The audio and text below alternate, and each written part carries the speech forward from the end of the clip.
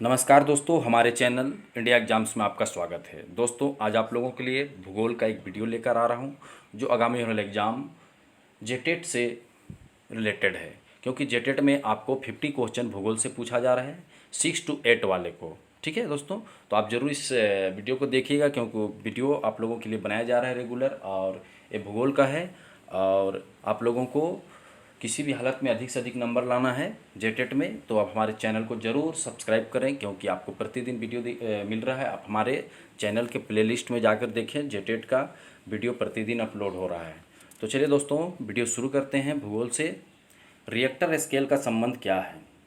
ठीक है, Richter scale का संबंध किससे है? तो आप सभी जानते हैं दोस्तों, रिएक्टर स्केल का संबंध भूकंप की तीव्रता मापने के लिए होता है। ठीक है, और एक है सिस्मोग्राफ भी बोला जाता है। ठीक है, दोनों ध्यान दीजिएगा, सिस्मोग्राफ और रिएक्टर स्केल। चलिए नेक्स्ट है, वह बल जो पृथ्वी की सतह पर उत्पन्न होता है। तो देखिए दोस्तों, बहिर्जनित बल, अंतर्जनित बल, घर्षण बल, आवरण बल। तो दोस्तों, तो पृथ्वी के सतह पर बहिर्जनित बल उत्पन्न होता है। ठीक है, सी नंबर। चलिए नेक्स्ट, पृथ्वी का सबसे ऊंचा पठार कौन है?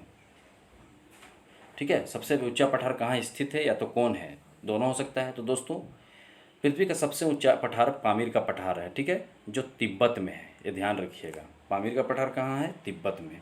चलिए नेक्स्ट चलते हैं, तटबंध किसे कहते हैं?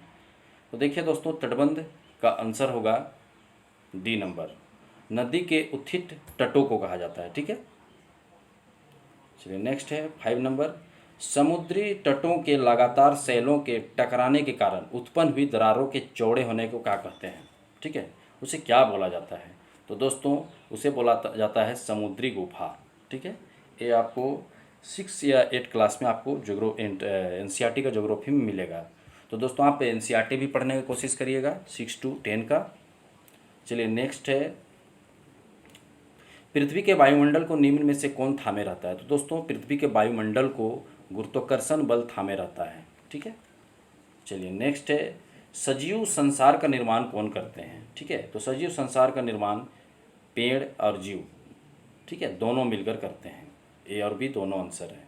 ठीक है, चलिए नेक्स्ट है, वह तंत्र जिसमें समस्त जीवधारियों पर्यावरण के भौतिक एवं रासायनिक कारकों के साथ परस्पर क्रिया करते हैं, उसको क्या कहा जाता है? ठीक है, तो दोस्तों, इसे परितंत्र भी कहा जाता है। ठीक है, 3 का डी होगा। चलिए नेक्स्ट है, आप सभी जानते हैं कि विश्व पर्यावरण दिवस कब मनाया जाता है? तो दोस्तों, विश्व पर्यावरण दिवस 5 जून को मनाया जाता है। चलिए नेक्स्ट है, ग्रीन हाउस प्रभाव निम्न में से किससे संबंधित है? ठीक है, तो दोस्तों, कार्बन डाइऑक्साइड।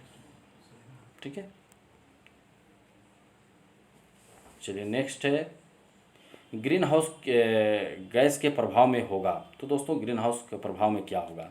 तो दोस्तों, पृथ्वी पर अत्यधिक सर्दी हो जाएगी। अगर ग्रीन हाउस प्रभाव नहीं हुआ तो पृथ्वी अत्यधिक ठंडी हो जाएगी। ठीक है, चलिए नेक्स्ट है, हवा में उपस्थित होते हैं। तो दोस्तों, हवा में उपस्थित हीलियम, ओजोन, धूल के कण, उपरोक्त सभी होते हैं। ठीक है, डी नंबर। नेक्स्ट है, हवा में सबसे अधिक पाई जाने वाली गैस। तो हवा में सबसे अधिक पाई जाने वाली गैस नाइट्रोजन है। ठीक है, 78% मिलता है। नेक्स्ट है, ओजोन गैस की परत होती है। ठीक है, तो समताप मंडल में होती है, ये ध्यान रखिएगा। दोस्तों, याद रखिएगा, आप लोग को धीरे धीरे वीडियो में टफ लेवल पर ले जाया जाएगा। ठीक है, अभी थोड़ा इजी इजी दिया जा रहा है, धीरे धीरे आपको टफ लेवल पे ले जाया जाएगा। तो आराम से वीडियो को देखिएगा क्योंकि प्रतिदिन वीडियो आएगा। चलिए आगे चलते हैं, सांस लेना, वर्षा, ओलावृष्टि इत्यादि ऐसी घटनाएं वायुमंडल की किस परत के अंतर्गत होता है? तो दोस्तों, ये सभी क्षोभ मंडल में होता है। ठीक है, चलिए नेक्स्ट है, अंतरिक्ष से आने वाले उल्कापिंड पृथ्वी की किस परत पर आके जल जाते हैं? ठीक है, तो दोस्तों, ये मध्य मंडल में आके जलते हैं। चलिए नेक्स्ट है, बाह्यमंडल का एक भाग है। ठीक है, तो बाह्यमंडल का एक भाग है, तो बाह्यमंडल एक भाग है वायुमंडल का। ठीक है, नेक्स्ट है, पृथ्वी की सतह पर वायु के भार द्वारा लगाया गया दाब क्या कहलाता है? ठीक है, तो वायु दाब कहलाता है। पृथ्वी की सतह पर वायु के भार द्वारा लगाया गया दाब क्या कहलाता है? तो वायु दाब। ठीक है। नेक्स्ट है उच्च दाब से निम्न दाब क्षेत्र की ओर वायु की गति को क्या कहा जाता है? तो दोस्तों ये क्वेश्चन थोड़ा गलत है, छोड़ देते हैं। चलिए नेक्स्ट, मुख्यतः पवन के प्रकार कौन कौन होते हैं? तो दोस्तों देखिए, स्थायी पवन भी होते हैं, स्थानीय पवन भी होते हैं और मौसमी पवन भी होते हैं। तो इसका सही आंसर है उपरोक्त सभी। चलिए नेक्स्ट है, जब जल पृथ्वी तथा विभिन्न जलाशयों से वाष्पित होता है तो क्या कहा जाता है? तो दोस्तों इसे वाष्पीकरण कहा जाता है, वेपोराइजेशन भी कहा जाता है। ठीक है। चलिए नेक्स्ट है, वायु में जलवाष्प की मात्रा को क्या कहते हैं? तो दोस्तों वायु में जलवाष्प की मात्रा को आर्द्रता कहा जाता है। चलिए नेक्स्ट है, जल वाष्पित का मुख्य स्रोत क्या है? तो दोस्तों मुख्य स्रोत सूर्य है। ठीक है। नेक्स्ट है, विश्व में जल का कुल 96.5% भाग पाया जाता है। तो दोस्तों हिमनद में। ठीक है, ध्रुव क्षेत्र में। चलिए नेक्स्ट है, लवणता क्या है? तो दोस्तों लवणता को मापा जाता है 1000 ग्राम जल में नमक की मात्रा। ठीक है। चलिए नेक्स्ट है, महासागरों की गतियाँ होती है। ठीक है। तो महासागर में जो गति होती है उसे ज्वार भाटा कहा जाता है। ठीक है। नेक्स्ट है, महासागरीय जल का उठना एवं गिरना क्या कहलाता है? तो ज्वार भाटा। ठीक है। नेक्स्ट देखिए, ज्वार भाटा का मुख्य कारण क्या है? तो दोस्तों पृथ्वी का गुरुत्वाकर्षण। ठीक है। तो दोस्तों इसका सही आंसर है डी नंबर, सूर्य तथा चंद्रमा का गुरुत्वाकर्षण। चलिए नेक्स्ट है, संसाधन परिणाम है। तो दोस्तों संसाधन परिणाम है मानवीय क्रियाओं का परिणाम है। ठीक है। नेक्स्ट है, संसाधन के प्रकार कितने होते हैं? तो दोस्तों जैविक और अजैविक होते हैं। ठीक है। तो ए और बी दोनों होंगे। नेक्स्ट है, प्रोजेक्ट टाइगर की शुरुआत कब हुई थी? तो दोस्तों प्रोजेक्ट टाइगर की शुरुआत 1973 ईस्वी में हुई थी। नेक्स्ट है, बाघ है भारतीय बाघ रिजर्व की संख्या कितनी है? तो दोस्तों 7 है। ठीक है।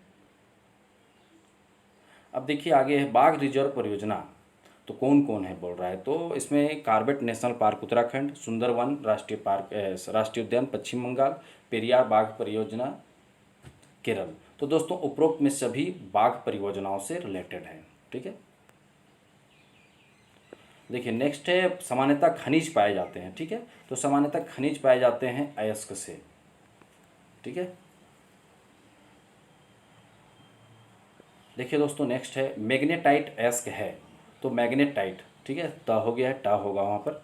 तो लौह अयस्क के लिए है। ठीक है।